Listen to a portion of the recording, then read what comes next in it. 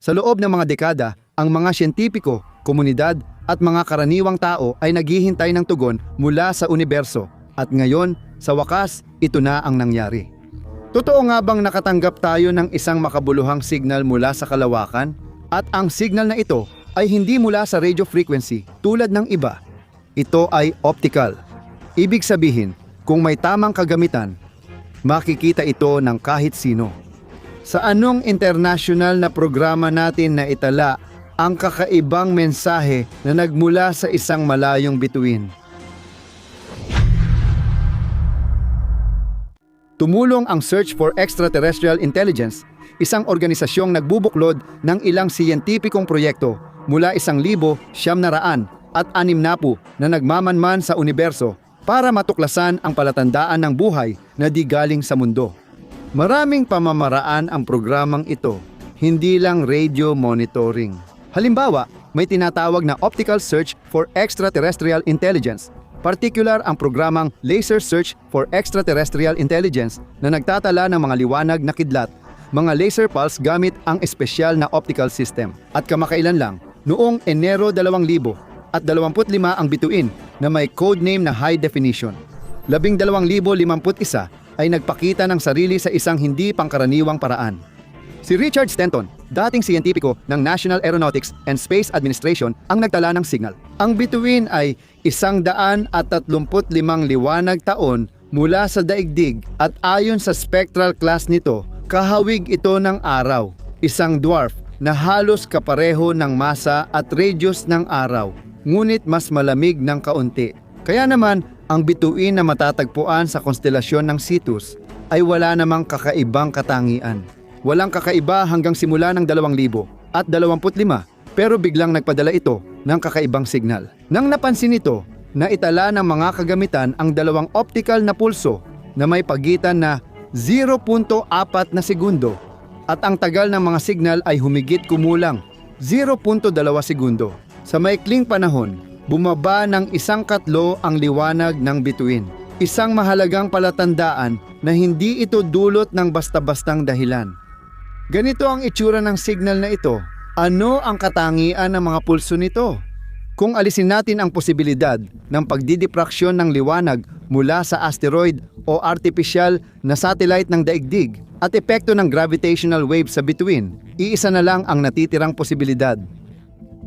Mga technosignature, ibig sabihin mga posibleng ebidensya ng pagkakaroon ng intelihensyang dayuhan. Di tulad ng biosignature na kinakatawan ng mga partikular na molekula tulad ng oksiheno at biomarker, ang technosignature ay nagpapakita ng aktibidad ng intelihenteng sibilisasyon, sapat na advanced para lumitaw bilang pisikal na estruktura, electromagnetic signal, at iba pang teknolohiya.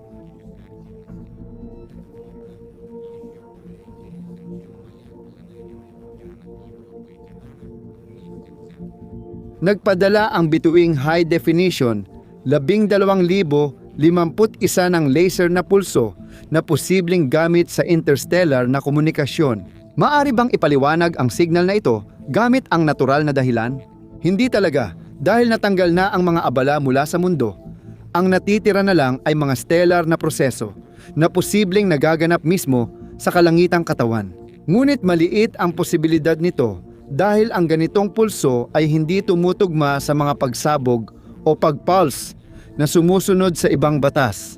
Malamang na ang pinagmulan na naitala ng Search for Extraterrestrial Intelligence ay mas malapit sa ating planeta kaysa sa tinukoy na bituin. Isipin ninyo, posible bang ang mga bituin na lampas 1,000,000 kilometro ang diametro ay magkaroon ng mabilis na modulasyon? Posible ba na agad na mapabalik ang pagsabog ng neutron bomb?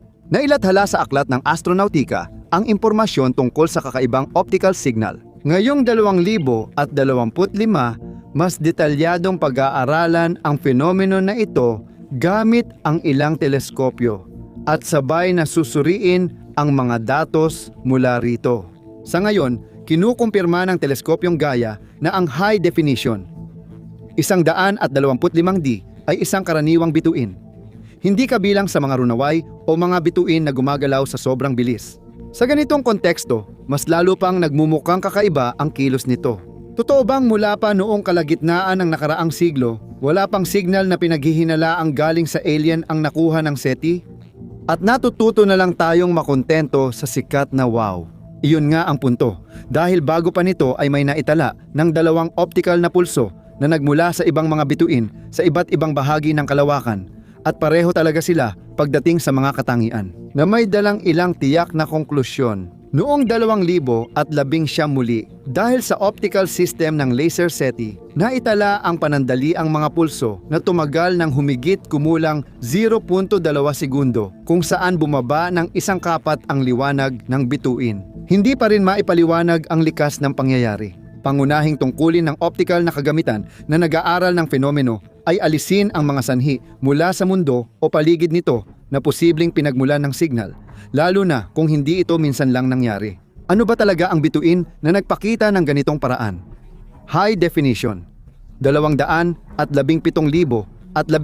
na kilala rin bilang 51. Ang Pegasa ay nasa 50 liwanag taon, ang layo mula sa daigdig, at tulad ng naunang bagay, ito rin ay napakalapit ang pagkakahawig sa araw, ngunit kaunti lang na mas mabigat at mas mainit. Malapit sa bituin ay natagpuan ang exoplanetang 51 Pegasa b na natuklasan noong 1975 nina Didier Queloz at Michel Mayor, kung kaya't nakatanggap sila ng Nobel Prize kalaunan. Ang planeta, malamang, ay kabilang sa mga tinatawag na mainit na Jupiter at napakalapit sa inang bituin. Kaya't isang ikot lang sa paligid ng bituin ay natatapos niya sa loob ng 4 na araw. Pero, siyempre, ang transit ng planeta ay walang kinalaman sa tinatalakay nating impulse dahil napakaliit ng bagay na ito para magdulot ng ganoong epekto. Pamilyar ka ba sa kasabihang, mahal ng Diyos ang tatlo? Ngayon ang tamang panahon para maalala ito dahil noong Mayo 2023 ay naitala ang panibagong kakaibang impulse mula sa malayong bituin. Walang duda, mahalagang basehan ito sa pag-aaral dahil hindi na dapat baliwalain ang signal matapos matuklasan ng 3 beses. Kaya siya pa rin si Richard Stanley, dating empleyado ng Ahensyang Pangkalawakan ng National Aeronautics and Space Administration sa ilalim ng programa ng SETI. Naitala niya ang magkaparehong dobling pulso na may pagitan na 0.4 na segundo, tumatagal ng 0.2 segundo. Ibig sabihin, ang mga katangian ng signal ay parang kinopya lang ulit. Nagsagawa ang siyentipiko ng 1,000 at 500 oras ng pagmamasid, ngunit walang natagpuang katulad nito. Kakaiba at natatangi ang mga pulso. Kahit walang alam sa astronomiya, malinaw na hindi mo makokontrol ang liwanag ng napakalaking bituin na may milyong diametro gamit lang ang dimmer. Parang gusto mong pahintuin ang isang tren na tumatakbo ng napakabilis sa loob lang ng 1 segundo. Sa totoo lang, alam mo ba na marunong din magbiro ang mga developer ng proyekto Search for Extraterrestrial Intelligence? Noong Mayo 2023, ang ExoMars na nasa orbit ng pulang planeta ay nagpadala ng signal na may mensaheng parang mula sa mga dayuhan. Inilunsad ito ng Search for Extraterrestrial Intelligence bilang non-commercial na proyekto sa Mountain View, California. Siyempre, nasagap ng mga astronomical na obserbatoryo sa daigdig ang signal na ito at nagsimula agad ang trabaho. Maraming siyentipiko, profesional at amateur ang sumubok lutasin ang palaisipan at lumabas ang unang resulta noong Oktubre. Matapos ang 12 ng computer simulation at mathematical na kalkulasyon na decode ni Ken at Kelly Chaffin, mag-ama ang pekeng mensahe mula sa mga dayuhan. Inisip nila na ang cosmic na palaisipan ay tumutukoy sa 5 amino acid na mahalaga sa paglikha ng buhay. Ito ang nakuha nila. Isinalin ang mga subtitle ni Dimatorso.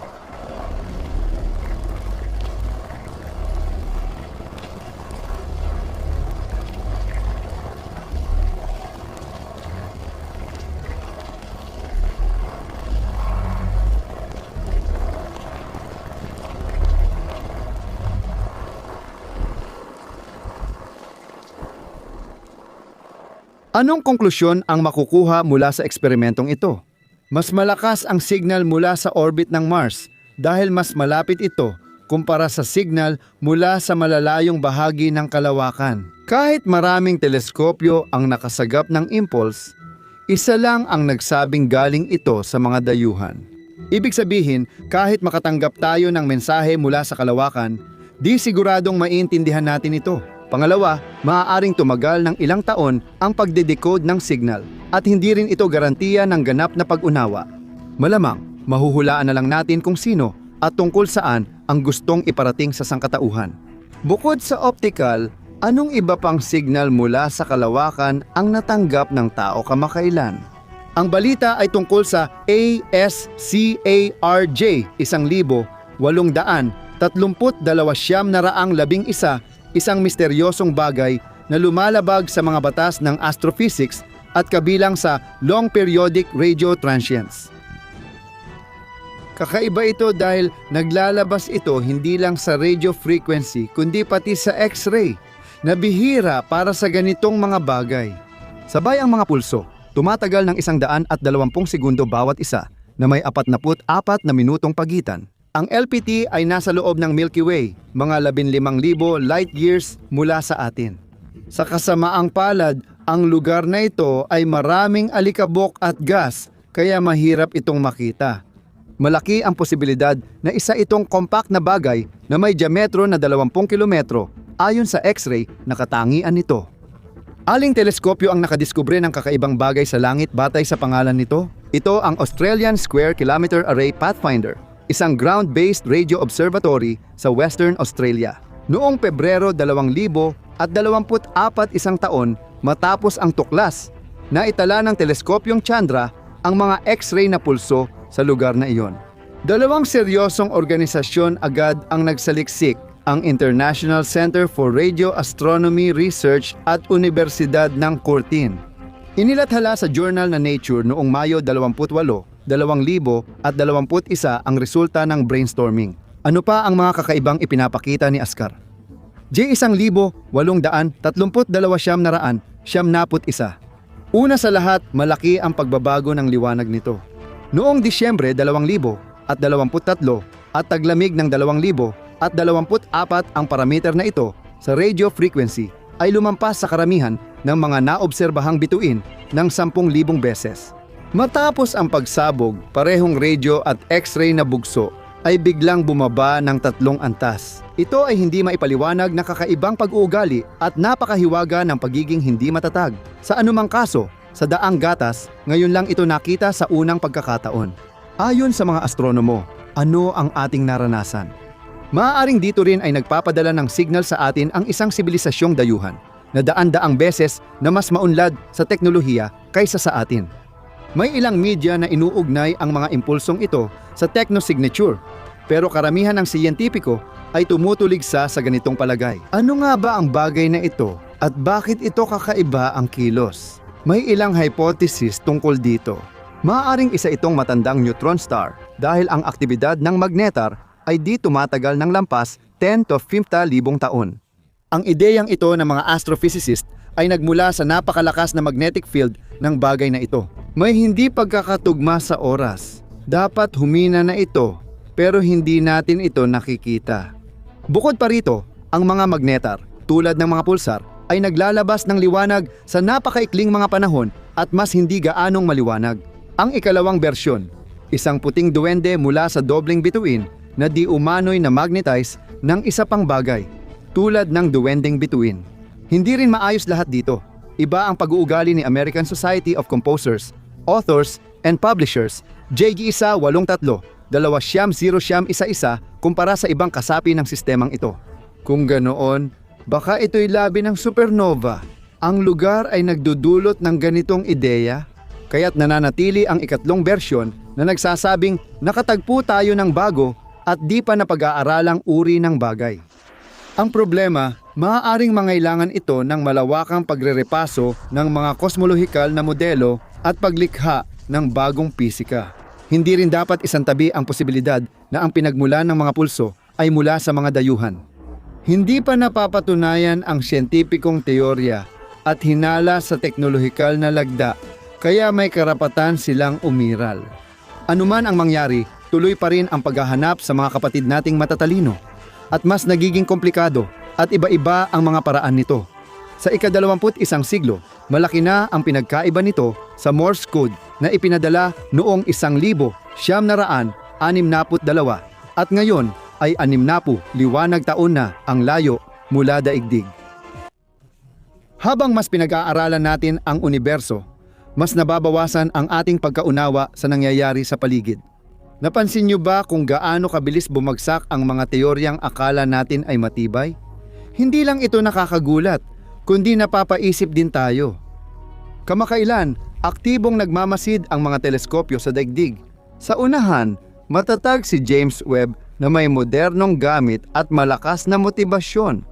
Inilagay siya sa orbitang 1.6 milyong kilometro mula sa daigdig. Noong Disyembre 2021, ibinahagi niya na natuklasan ang pinakamatandang itim na butas na 13 bilyong taon na at ilang milyong beses mas mabigat kaysa araw. Nagdulot ito ng kaguluhan sa mga siyentipiko dahil salungat ito sa ating pagkaunawa sa pagbuo ng mga ganitong bagay. Ang ikalawang hamon ni James Webb sa komunidad ng astronomiya ay pagtuklas ng grupo ng ligaw na planetang hindi naging bituin. Natuklasan ito ng kanilang teleskopyo sa isang malayong nebula. Ang mga higanting gas na ito ay 10 beses mas mabigat kay Jupiter at wala sa anumang sistema ng bituin. Lumulutang lang sila sa kalawakan na walang tiyak na direksyon. Parang mga samurai na may isang landas. Di alam kung saan dinala o patungo. Sa ngayon, wala pang sagot sa mga tanong na ito. Pinaka nakagugulat ang pagkakatuklas ng galaksya na nabuo 300 milyong taon matapos ang malakas na pagsabog na imposible ayon sa pangunahing kosmolohikal na teorya. Akala ng iba'y mali ito, pero hindi. Pagkalunsad, ang makabagong infrared teleskopyong James Webb ay mabilis nakatuklas ng malalayong galaksya. Ngunit ngayon, nalampasan pa niya ang sarili niya. Ang JATES GS-Z-40 ang pinakamalayo sa lahat ng natuklasang galaksya sa kasaysayan ng astronomiya. Nabuo ito sa mga unang sandali matapos ang malaking pagsabog ayon sa pamantayan ng universo. Pero dito pumapasok ang tanong, bakit ito ay napakahinog na, may komplikadong estruktura at naglalaman ng malaking bilang ng mga bituin? Ibig sabihin, hindi talaga natin alam ang nakaraan ng universo at niloloko lang natin ang sarili natin sa mga gawa-gawang teorya. Linawin natin, ano ang inaasahan ng mga astronomo sa bahaging ito? Madali lang sagutin yan. Ayon sa tradisyon, dapat sana ay nakita ng mga astronomo ang madilim na panahon matapos ang mainit na yugto ng universo at bago magsimula ang mahabang malamig at madilim na yugto. Sa halip, natuklasan ni James Webb hindi lang individual na bituin kundi buong galaksya at may itim na butas pa sa gitna. Dapat ba nating itapon at tawaging kahiya-hiya ang teorya ng malaking pagsabog? Hindi ganoon kadali gawin. Maraming eksaktong obserbasyon ang nagpapatunay sa pag-iral nito, kabilang ang paliwanag sa chemical na komposisyon ng universo. Kung may babaguhin man sa teorya, detalye lang ito. Sa kabuuan, wala pa ring alternatibo sa malaking pagsabog. Pero ano ang gagawin sa natuklasang galaksya at paano ipapaliwanag ang pagkakatuklas nito? Naitala ito ni James Webb gamit ang spectrograph at lumabas na mas maliwanag at mabigat ito kaysa inaasahan.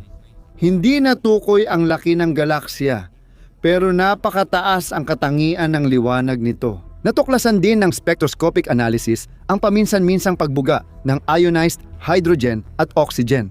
Susubukan kaya ng mga siyentipiko ipaliwanag ang mga paradox na ito? Tungkol sa sinaunang itim na butas, may ilang paliwanag na. Naniniwala ang ilang astronomo na ang mga pangunahing itim na butas ay lumitaw ng automatiko. Ibig sabihin, may ilang bahagi ng universo na hindi lumawak kasabay ng ibang bahagi ng kalawakan. Nangyari ang proseso sa mga tiyak na punto at sa mga lokasyong iyon na natiling sobrang siksik ang materya at tila parang natigil ito. Inilarawan ng mga astronomo ang lagay ng pangunahing itim na butas at ipinaliwanag ang mabilis na paglitaw ng mga ito matapos ang malaking pagsabog. Walang matematikal na patunay sa hypothesis, ngunit may mga diskusyon ukol dito. Anong iba pang palatandaan ang napansin ng mga astronomo sa sinaunang kalawakan na JADES GS-Z-170? Lumabas sa pag-aaral na ito ay medyo maluwag. Mula rito, maaaring tapusin na malamang ay wala itong aktibong nucleus at ang liwanag nito ay maipapaliwanag ng pagkakaroon ng maraming bituin. Ibig sabihin, maaaring maging magandang kandidato ito para pag-aralan ang biglaang pagbuo ng mga kalawakan dahil sa pagsabog. Ang hinog na kumpol ay nakikita rin sa presensya ng oxygen. Noong simula ng universo, puro magagaan lang na molekula ang nasa kalawakan, wala pang oxygen. Sa natuklasang kalawakan, naitala ni James Webb ang elementong ito. Sa totoo lang, ang pagkakatuklas ng ganitong hindi inaasahang bagay sa kalaliman ng universo ay maihahalin tulad sa pagpunta mo sa isang daycare na inaasahang makakita ng mga bata. Pero ang nadatnan mo ay ang buong faculty ng Departamento ng Pilosopiya. Pero kahit malinaw ang benepisyo, pagkalagay kay James Webb sa orbit, madalas may kritikal na pananaw sa proyekto. May astronomo na naniniwala na mas mainam gamitin ang malaking pera sa mas makabuluhan at kapaki-pakinabang na paraan. Paalala, umabot sa 10 bilyong dolyar ang gastos sa paggawa ng teleskopyo at misyon, hindi pa kasama ang operasyon. Marami ang naniniwala na may ibang layunin ang proyekto at tinatago ang pananaliksik ukol sa teknolohiyang militar. Pagbati mula sa mga mahilig sa konspirasyon. Mas tiyak ang pahayag ng mga espesyalista mula sa Massachusetts Institute of Technology. Sabi nila, hindi raw akma si James Webb sa paghahanap ng exoplanet at puro magagandang larawan lang ang kaya niyang kunan. Ang kritisismo ay ukol sa pagsusuri ng datos sa firmware ng teleskopyo. Naniniwala ang ilang astronomo na dapat itong baguhin para sa mas tumpak na resulta. Mahalaga talaga ang mga siyentipikong pag-aaral gamit ang orbitang teleskopyo. Noong taong iyon, naitala ng obserbatoryo ang banggaan ng 2 galaksya sa konstelasyon ng Maliit na Leon, 465 milyong liwanag na taon mula sa araw. Ginamit ang malapit at gitnang infrared. Paano nalaman ng siyentipiko ang banggaan? Una, ang 2 galaksya ay magkadugtong dahil sa buntot ng bituin at gas. Pangalawa, malaki ang baluktot ng spiral na braso ng isang kumpol. Pagkatapos ng daan-daang milyong taon, unti-unti silang magsasanib tulad ng pagsasanib ng Daang Gatas at Andromeda sa hinaharap na bubuo ng bagong galaksya na Malekomeda. Sa huli, ikukwento pa namin ang isa pang natuklasan ni James Webb. Sa layong 13 bilyong liwanag taon mula sa atin, naroon ang galaksya na Rubius UDS QGZ7 at ito ay patay na, namatay ng bata ang bagay na ito. Maaaring mamatay agad ang ilang galaksya matapos mabuo, na tinatawag na masang galaksyang nagpapahinga. Ang kamatayan ng ganitong kumpol ay tumutukoy sa pagbagal o paghinto ng pagbuo ng mga bituin, na siyang pumipigil sa pag-unlad at nagdudulot ng unti-unting pagpanaw nito. Sa Rubius UDS QGZ7, tinatayang 15 bilyong araw ang masa ng mga bituin. Karamihan ay matatanda at medyo maliit na may pulang liwanag. Sa mga lente ni James Webb, ang mga ganitong bagay ay mukhang maliwanag na pulang tuldok sa paligid ng daang Milky. Sobrang dami ng mga patay na galaksya. Ngunit hindi ito nakakagulat sa mga siyentipiko dahil marami ng oras ang mga bagay na ito para maubos ang kanilang enerhiya. Pero ang mga ganito katatandang kumpol ng mga bituin ay wala pang karapatan o kakayahan para dito. Dahil kahit ang paglitaw lang ng isang bituin ay nangangailangan ng milyon-milyong taon, lalo na ang pagbuo ng buong mga galaksya. Ang Rubius UDS QGZ7 ay tumigil sa pagbuo ng bituin, 100 milyong taon bago ito napagmasdan ni James Webb. Ano ang konklusyon ng mga astropisiko? Sa ngayon, wala pang tiyak na resulta. Tinantiya ng mga espesyalista na isa lang sa bawat milyong galaksya sa universo ang ganito. Sa huli, kapaki-pakinabang ba si James Webb sa agham o ginagamit lang bilang panakip sa ilang lihim na pananaliksik? Ngayon, ipinapakita ng orbitang teleskopyo ang bago at makapangyarihang resulta. Nagbubukas ng bagong siyentipikong hangganan at pinipilit ang mga siyentipiko na repasuhin ang lumang teorya at lumikha ng mas makabagong ideya. Matrabaho man, pero produktibo ito para sa progreso. Ambisyoso at malawak din ang mga susunod na layunin ng teleskopyo. Inilalarawan ang panahon ng reionisasyon na kasunod ng madilim na panahon. Matuklasan ang pinakamaraming posibleng malamig na exoplanet na may temperaturang halos kapareho ng mundo at maghanap ng mga planetang may tubig tulad ng Europa o Enceladus. Maraming plano at hindi agad-agad maisa sa katuparan ang mga ito. Dahil ang opisyal na pagsisimula ng siyentipikong operasyon ng obserbatoryo ay naganap kamakailan lang noong ika-12 ng Hulyo, 2022. Huwag na tayong pumuna. Magalak na lang habang naghihintay ng mga bagong tuklas. Kamakailan lang, ang mga siyentipiko at pati na rin ang mga karaniwang tao ay naniniwala na sa kalawakan sa pagitan ng mga bituin ay lubos na tahimik at siguradong wala kang maririnig na kahit anong tunog doon. Ngunit sa mga bagong misyon sa kalawakan, napatunayang mali ito. Pakinggan nyo lang kung anong mga tunog ang naitala ng Voyager 1 sa kalawakan.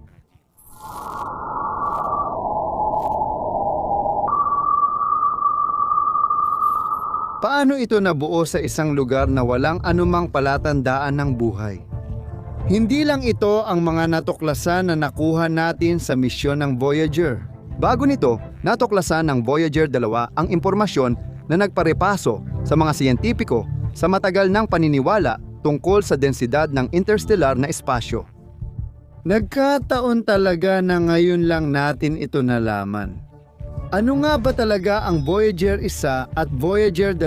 Ano ang pinagkaiba nila? At alin sa kanila ang mas naging kapaki-pakinabang para sa pandaigdigang siyensya? Ang pangunahing misyon ng mga spacecraft na ito ay pag-aralan ang 4 na pinakamalalaking planeta sa sistema: Neptune, Uranus, Saturn, at Jupiter. Sabi ng mga siyentipiko ng National Aeronautics and Space Administration, noong huling bahagi ng ika-20 siglo, inaasahang ang grabidad ng mga celestial na katawan ay makakatulong sa pagpapabilis ng Voyager. Kung inilunsad nila ito ng sobrang aga o huli, maaaring mabigo ang misyon. Mahalagang hindi magkamali sa oras, dahil 176 na taon pa bago muling magkatulad ang posisyon ng mga planeta. Kung nabigo ang misyon, wala sana tayong mga tunog o natatanging larawan ng mga higanting planeta mula sa kalawakan. Ano ang pagkakaiba ng dalawang aparato? Sa katangian, pareho sila.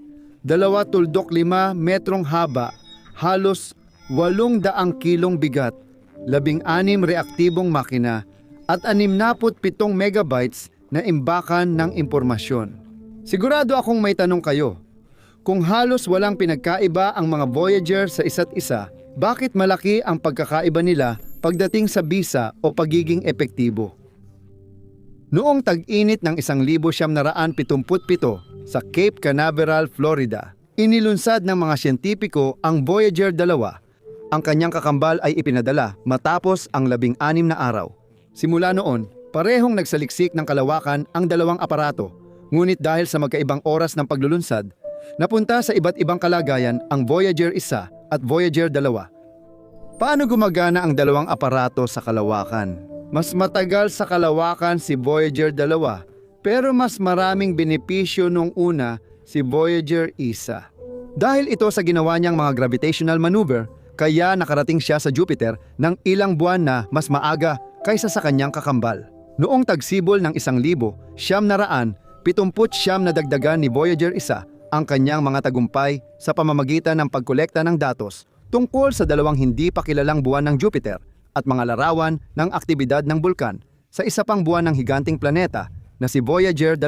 Ginawa rin niya ang kaya niya habang hinahabol ang isa pang aparato.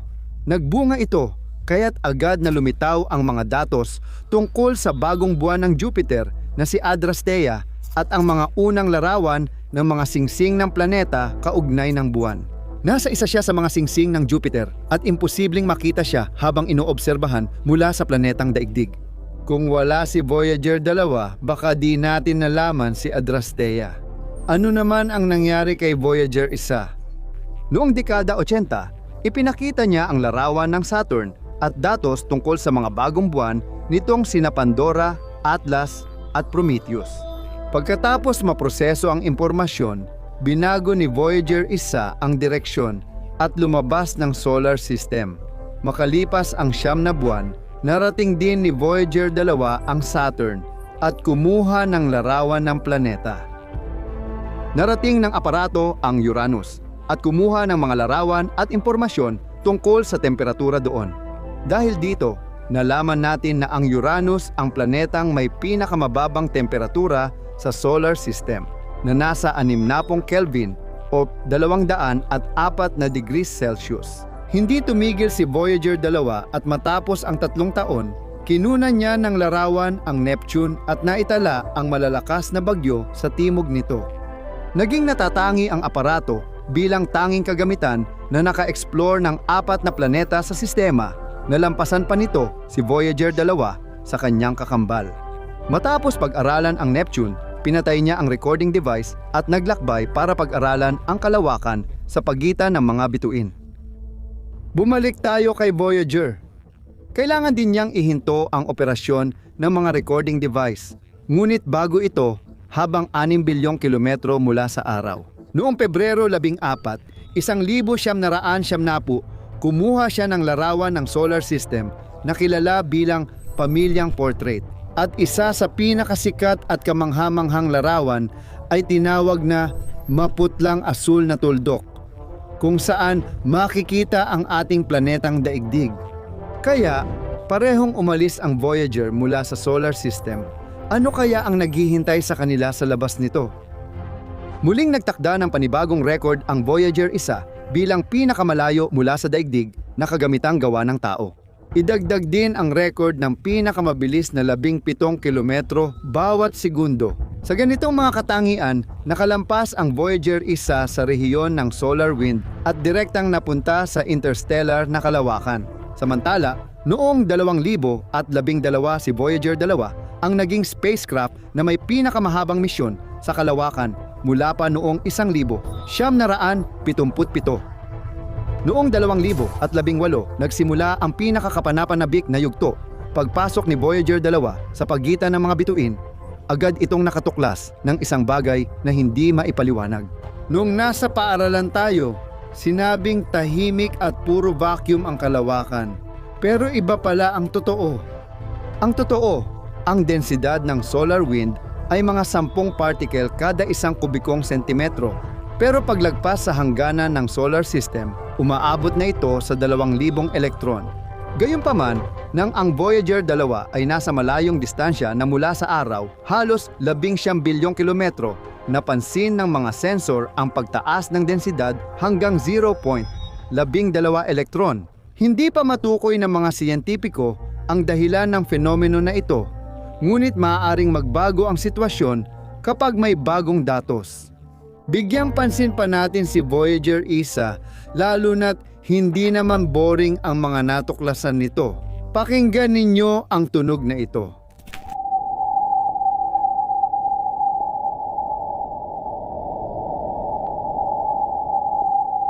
Ganito ang pag-vibrate ng plasma, na kadalasang matatagpuan sa kalawakan at bahagi rin ng mga bituin.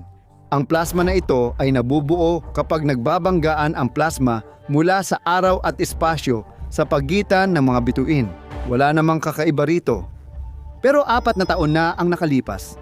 Noong 2017, nakasagap ang mga kagamitan sa Voyager 1 ng hindi kalakihang signal na 3 kHz lang, pero tuloy-tuloy ito sa kalawakan. Umabot ito ng halos 3 taon habang papalayo si Voyager 1 at lumalaki ang distansya, ngunit pareho pa rin ang dalas ng signal.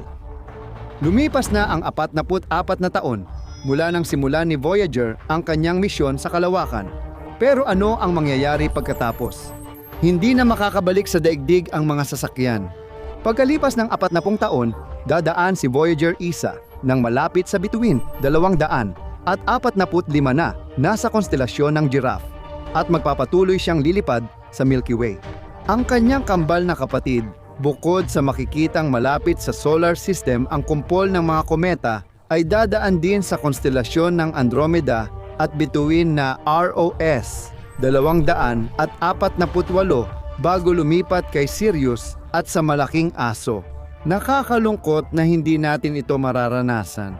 Kapag naubos na ang gasolina ng Voyager, magpapatuloy silang gumalaw sa kalawakan pero hindi na makakapagpadala ng datos sa daigdig. Simula 2034, wala na tayong malalaman tungkol sa Voyager 2 at mula 2,000 at 40 naman tungkol sa Voyager 1. Ganyan ang kwento. Kaya, alin sa mga sasakyan ang naging mas matagumpay? Hindi natin masasabi na mas magaling ang unang Voyager o ang pangalawa, pareho silang naging kapaki-pakinabang sa kani-kanilang paraan. Halimbawa, ang pinakamabilis ay si Voyager 1 at ang pinakamasipag naman ay si Voyager 2. Alin sa mga sasakyan ang pinaka nagustuhan mo?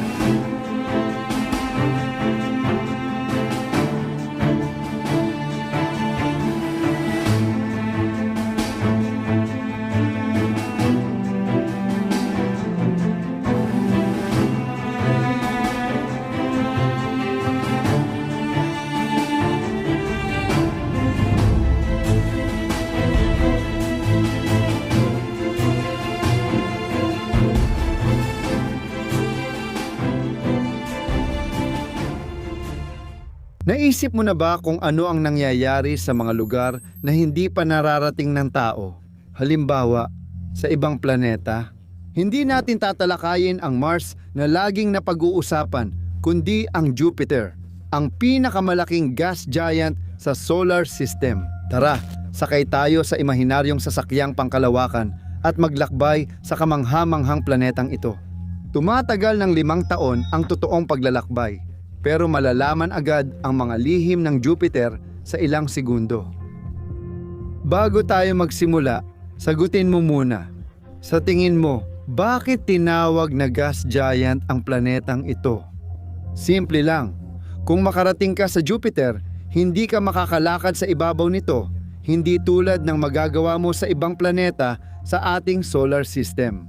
Dahil binubuo ng helium at hydrogen ang atmosfera ng Jupiter, hindi solid ang panlabas nitong bahagi. Parang ulap ito, di tulad ng daigdig. Ayos, pwede tayong dumaan ng mabilis sa Jupiter gamit ang raketa. Mukhang lohikal, pero sa totoo lang, hindi ganun ang nangyayari. Balikan natin ang mabilis na paglalakbay sa gas na planeta. Habang lumilipad sa makabagong sasakyang pangkalawakan, namamangha ka sa laki ng Jupiter. Kung sakali, kung hindi planeta ang Jupiter, kundi isang bilog na kahon, madali nitong maisisiksik ang mahigit 1,000 daigdig sa loob nito. Hindi lang ito ang kahanga-hangang bagay sa atin. Tingnan ninyong mabuti ang ibabaw ng dambuhalang ito. Siguradong mapapansin ninyo ang 7 malalaking oval. Ito ay mga malalakas na ipo-ipo na kitang-kita dahil sa kanilang matingkad na puting kulay. Hindi pa dito nagtatapos ang lahat. Heto, tingnan ninyo ang kilalang pulang batik na may lapad na humigit kumulang 12 hanggang 14,000 kilometro. Napakalakas ang bagyong ito at pinakamalakas sa solar system. Siyempre, iiwasan namin ito at ngayon, nararating na natin ang atmosfera ng Jupiter. Yumanig ang sasakyang pangkalawakan dahil napakabilis ng ating paggalaw. Nasa itaas pa lang tayo ng mga ulap pero hindi na matiis ang init. Mahigit 700 degrees Celsius na ang temperatura. Pero ipagpalagay natin na ang ating sasakyan ay mataas ang teknolohiya at lubos na protektado laban sa matataas na temperatura. Kaya magpapatuloy tayo. Hindi lang ito ang nag-iisang problema na haharapin natin. Mabilis umikot ang Jupiter sa axis nito, libo-libong kilometro bawat oras. Kaya kalahati lang ang haba ng isang araw dito kumpara sa Earth.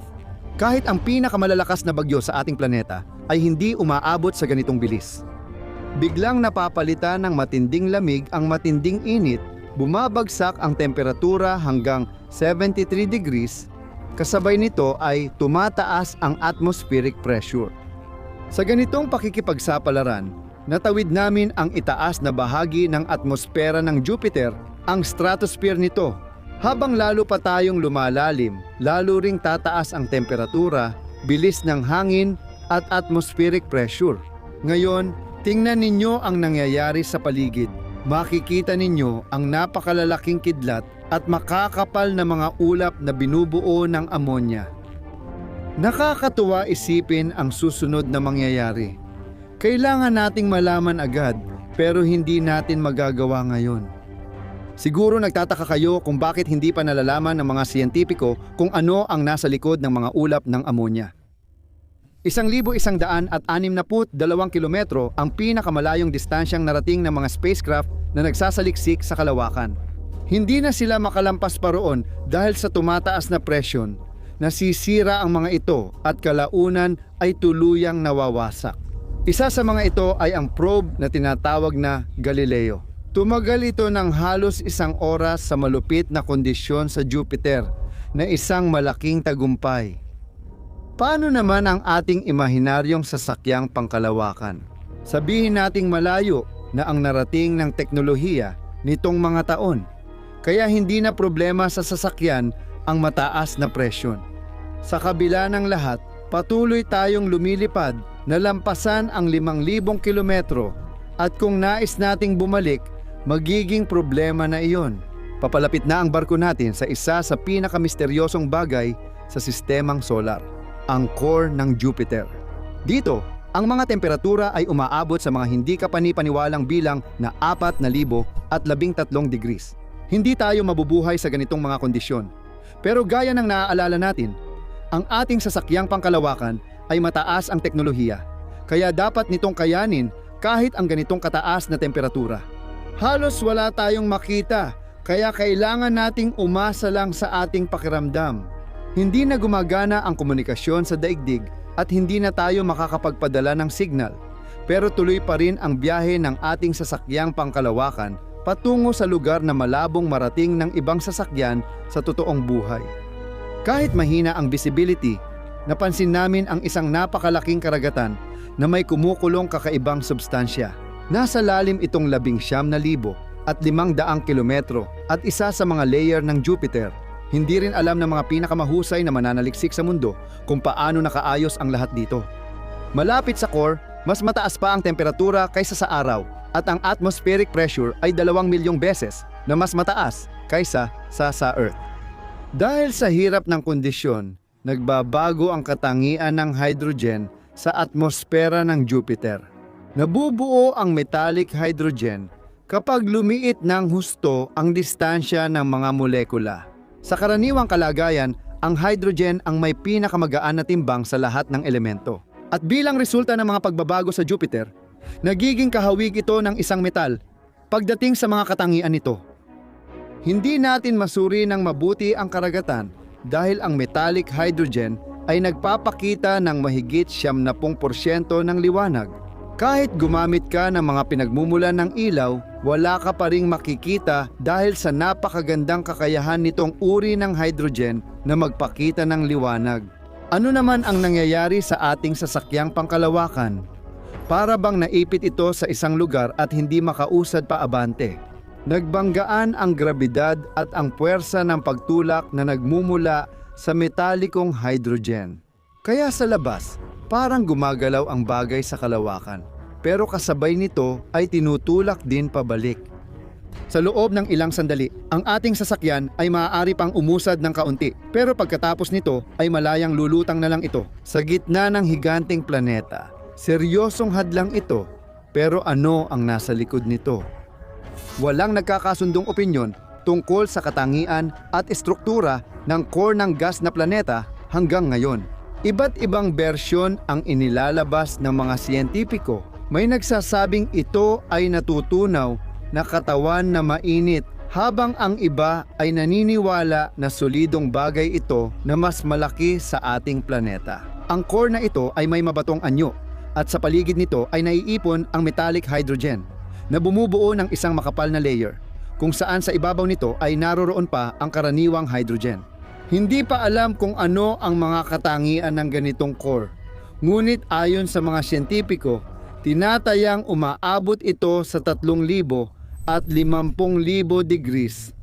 Isipin mo, sa init na ganito, mabilis matutunaw lahat sa paligid. Gaya ng alam ninyo, hindi kakayanin ng ating sasakyang pangkalawakan na lumipad sa loob ng Jupiter dahil sa maraming hadlang, mula metallic hydrogen hanggang core ng planeta. Huwag mo ring kalimutan ang pagbabago ng presyon at temperatura habang naglalakbay ka roon. Oo nga pala, muntik naming malimutan ang radyasyon at malaking pulang batik. Lahat ng ito ay bumubuo ng tunay na landas ng kamatayan na sa ngayon ay imposibleng malampasan.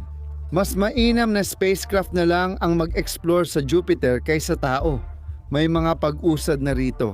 Noong 2016 ang spacecraft na Juno ang nag-aaral sa planeta. Nakakuha na ito ng mga larawan ng napakagandang aurora na siyang pinakamalaki sa buong solar system at naitala rin ang mga tunog ng shockwave.